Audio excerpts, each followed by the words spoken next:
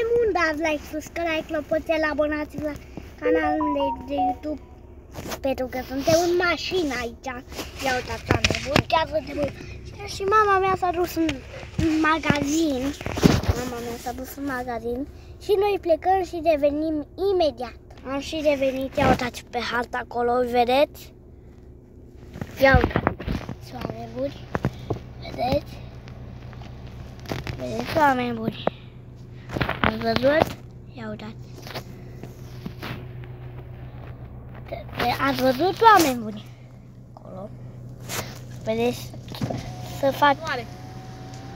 Bun, oameni buni, am revenit, oameni buni, ia uitați acolo harta, dar nu știu că nu prea se vede clar.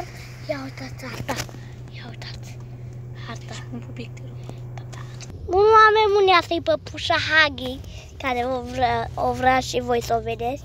Și tot dacă nu veni păpușa de Hagi, ia uitați, ia uitați.